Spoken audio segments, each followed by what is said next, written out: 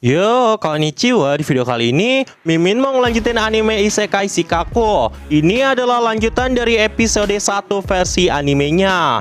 Buat kalian yang mau Mimin lebih rajin uploadnya, jangan lupa tinggalin subscribe, like, dan komentar sebagai bentuk apresiasi dari kalian. Karena semakin rame interaksi dalam video ini, udah pasti bakalan bikin Mimin jadi semakin rajin upload juga. Ya udah nggak usah lama-lama, kita langsung aja yuk gas ke videonya. Beberapa saat setelah Annette menarik peti mati milik Sensei, mereka pun pada akhirnya sampai di kastil Kotarot. Annette pun saat itu berkata, membangunkan Sensei dari peti matinya itu. Sensei, kita telah sampai. Sensei pun saat itu langsung keluar dan melihat sekumpulan warga yang saat itu sedang berkumpul di tempat itu dan merasakan sensasi fantasi yang amat luar biasa. Orang-orang saat itu sedang berkomunikasi satu sama lain. Sensei yang melihat semua itu pun kemudian berkata, jadi ini kesan dari dunia lain ya. Sepertinya ini memang tidak terlalu buruk. Ketika mereka sedang menyusuri tempat itu, Annette pun berkata kepada Sensei, "Hei Sensei, untuk sekarang mari kita ke kastil terlebih dahulu dan bertemu dengan sang raja." Beberapa saat setelah itu, mereka pun telah sampai di kastil dan berhadapan dengan sang raja. Terlihatlah raja yang saat itu sedang bersama dengan putrinya. "Terima kasih sudah datang ke sini penjelajah. Aku adalah raja dari kerajaan ini. Namaku adalah Thomas." Dan putri dari sang raja saat itu bernama Charlotte. Raja Thomas pun saat itu berkata, "Kalian pasti merasa sangat kelelahan dari perjalanan yang sangat jauh. Jadi malam ini silakan gunakan tempat tidur kerajaan untuk beristirahat." Mendengar itu, Annette dan Tama pun mengucapkan terima kasih. Namun tiba-tiba sang raja pun kembali berkata, "Tunggu dulu, tapi ada sedikit permintaan dariku. Aku suka sekali mendengar cerita dari para penjelajah. Bagaimana kalau kau menceritakan salah satu kisah hebatmu denganku?" Mendengar itu, Sensei yang sudah pengen mati itu pun berkata kepada sang raja, "Bagaimana kalau aku mengajarimu betapa nyamannya tidur di peti mati?" Mendengar itu, sang raja pun merasa takut dan berkata di dalam hatinya, apa maksud perkataannya itu?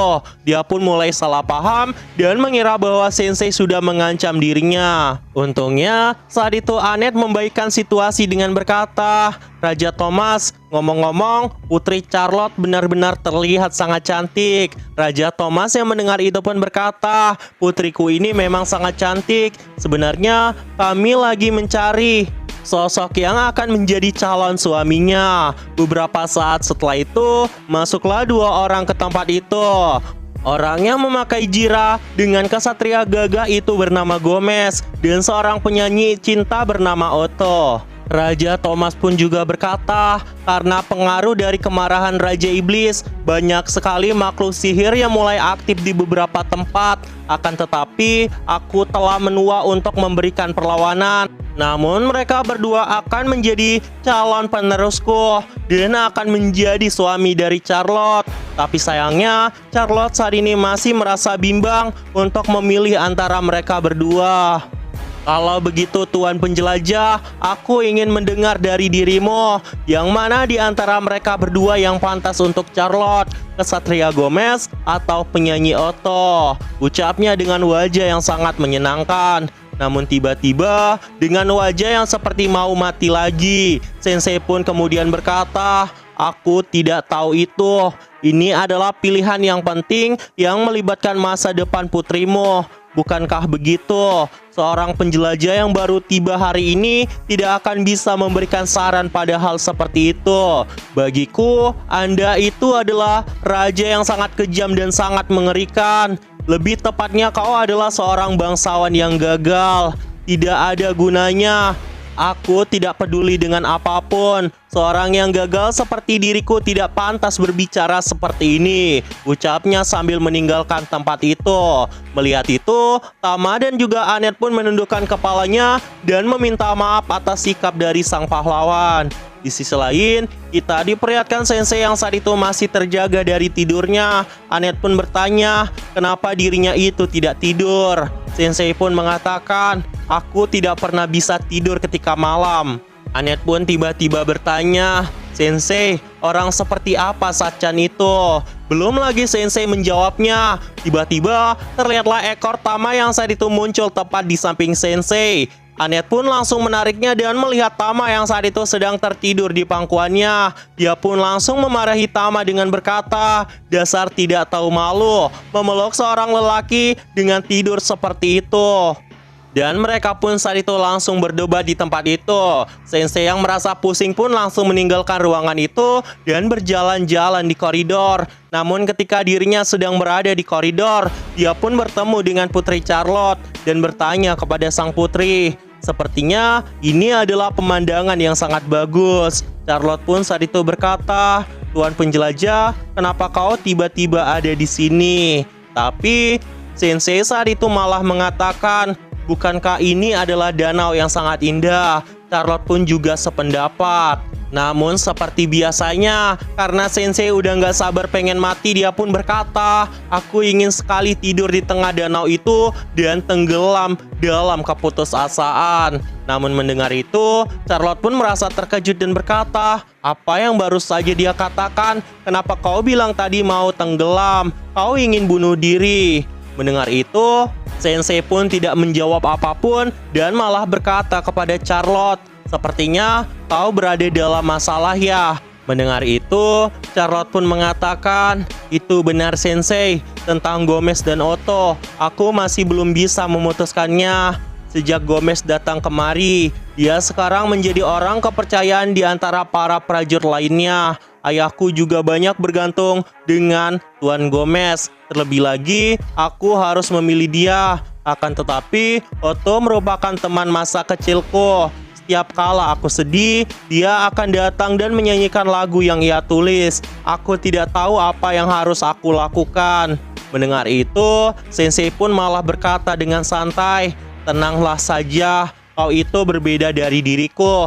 Kau adalah wanita yang memikirkan baik tentang ayahmu. Sedangkan hidupku hanya akan membuat masalah. Setiap kali aku ingin mengeluh, dan ketika aku ingin membunuh diriku sendiri, aku malah berakhir membuat ayah dan keluargaku merasa khawatir kepada diriku. Tidak peduli bagaimana kau memilih hidupmu, Charlotte, kau tidak boleh memutuskannya untuk kebaikan orang lain. Tak masalah apapun yang kau pilih nanti. Yang terpenting, kau memutuskan semua itu sendiri. Lihatlah hatimu dan tanyakanlah hatimu. Jangan pikirkan itu untuk orang tuamu." Di sisi lain, Shin pun kemudian berpindah ke keesokan harinya. Sang raja pun saat itu berkata, "Penjelajah, terima kasih karena sudah mau datang ke sini lagi. Aku memanggil kalian karena ada yang ingin aku sampaikan. Charlotte akhirnya memutuskan siapa yang ingin dia nikahi. Aku ingin kalian menjadi saksi ini." Mendengar itu, Annette dan juga Tama pun saat itu merasa terkejut. Annette berkata, "Ketika memikirkan masa depan kerajaan Gomez memang pilihan yang sangat tepat." Tetapi Tama mengatakan, "Tapi kurasa Otto lebih cocok dengan Tuan Putri Charlotte." Charlotte pun kemudian maju dan berkata, "Ayahku tersayang, aku selama ini terus bertanya-tanya kepada hatiku dan akhirnya aku pun mulai memutuskan bahwa aku ingin bersama dengan orang ini. Aku ingin melakukan bunuh diri bersama dengannya," ucapnya sambil menunjuk sosok Sensei sebagai calon suaminya. Mendengar ucapan seperti itu, tentu saja wajah dari sang raja pun menjadi sangat syok. Mendengar ucapan seperti itu, Annette pun langsung syok dan berkata, "Apa yang baru saja kau katakan?" Dia pun saat itu langsung pingsan di tempat itu. Sedangkan Charlotte berkata kepada sosok Sensei, "Penjelajah yang terhormat, aku telah memikirkan apa yang kau katakan semalam. Dan aku tersadar, kapanpun aku sedih, Otto akan selalu datang dan menyanyikan lagu untukku. Tapi ketika aku memikirkannya lagi, dia tetap akan bernyanyi walaupun aku tidak sedih. Pada dasarnya aku menyadari bahwa Otto hanya menginginkan seseorang yang mendengarkan lagu yang ia buat. Dan Gomez, dia itu orang yang sangat bau, jadi aku tidak mau dengannya." Gomez yang mendengar ucapan itu pun merasa sangat terkejut. Namun sang raja saat itu bertanya, "Tunggu Charlotte, jangan bilang hal yang tidak beralasan seperti itu anakku." Tapi Charlotte untuk pertama kalinya menentang sang raja dengan berkata, "Ayah yang tidak pernah beralasan di sini. Kenapa ayah malah memberitahukanku hal seperti ini dan menikahkan aku tanpa mendengar penjelaskanku terlebih dahulu? Dari awal, aku tidak pernah ingin menikah. Namun pada akhirnya, tak ada yang bisa memahami perasaanku selain sosok Sensei. Sensei, hanya kaulah orang yang menanyakan apa keinginanku dan menghargai keinginanku. Mendengar itu, Sensei pun berkata, "Begitu ya, jadi itu kenapa kau tidak mau menikah dan memilih untuk bunuh diri bersama?" Tiba-tiba, Gomez pun mulai membuka penutup topengnya dan terlihatlah sosok yang sangat mengerikan yang saat itu berkata, "Hei, kau barusan tadi bilang kalau aku ini sangat bau.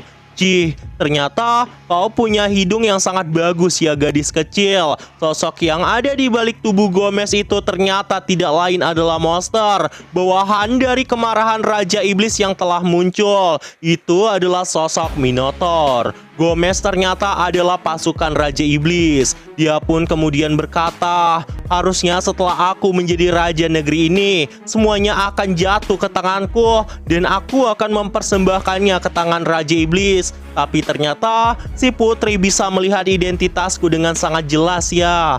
Mendengar ucapan seperti itu, Sensei pun bertanya, "Memangnya kau memang tahu identitasnya ya Charlotte?" Charlotte yang mendengar ucapan itu pun mengatakan, "Sejujurnya aku sama sekali tidak tahu, tapi aku hanya merasa bahwa dirinya itu bau." Minotaur Gomez saat itu pun mengatakan, "Kau tidak perlu mencari-cari alasan lagi. Aku akan menghancurkan kalian semua. Ayo memohon kepada diriku." Ucapnya kepada orang-orang yang ada di tempat itu. Sedangkan di sisi lain, Tama saat ini masih sibuk membangunkan sosok Annette dan berusaha menghindari semua serangan dari Gomez. Dia pun juga melesat dengan sangat cepat ke arah Gomez sambil berkata, "Hei sialan, jangan lakukan hal yang sangat berbahaya," ucapnya sambil menendang wajah dari Gomez. Dia pun kemudian berkata kepada Gomez, "Jika kau memang ingin bermain, aku akan menjadi teman bermainmu." Sampai sekarang sejujurnya masih belum diketahui nama dari Tama.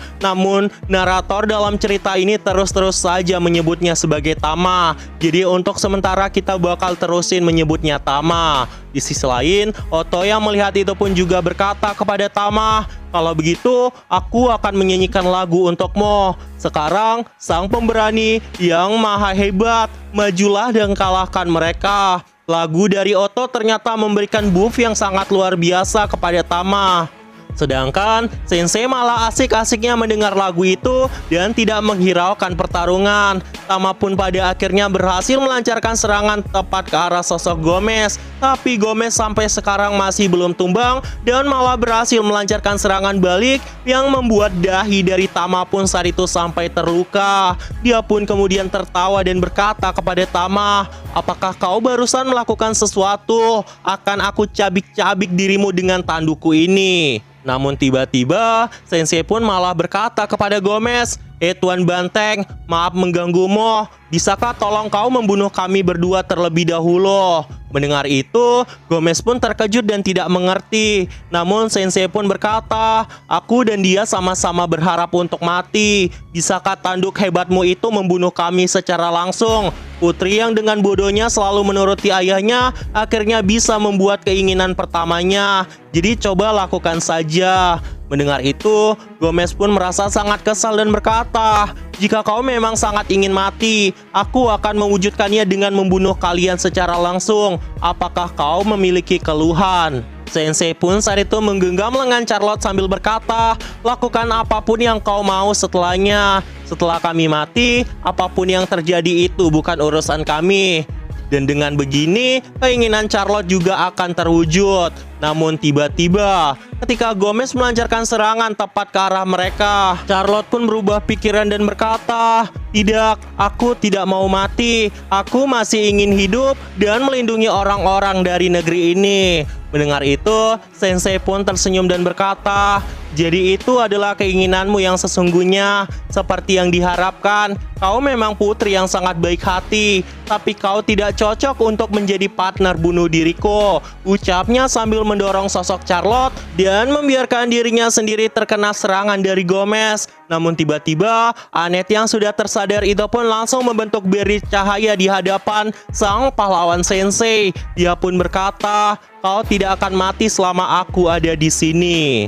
Annette pun saat itu langsung bekerja sama dengan Tama dan mensupport Tama dari jauh. Tama pun berhasil melancarkan serangan yang amat luar biasa dan membuat tubuh dari sosok Gomez pun saat itu terpental sampai jatuh keluar istana. Dan dari kejadian ini, Tama dan Annette pun mulai berdamai dan saling mengucapkan terima kasih. Pada akhirnya, Charlotte pun tidak jadi menikah dan menjadi yang mulia ratu yang baru dari kerajaan kali ini. Dan kerajaan ini pun mulai dipimpin oleh Ratu Charlotte. Sedangkan Sensei dan yang lain pun saat itu telah meninggalkan tempat itu. Dan seperti biasa, Sensei masih tidur di dalam peti matinya.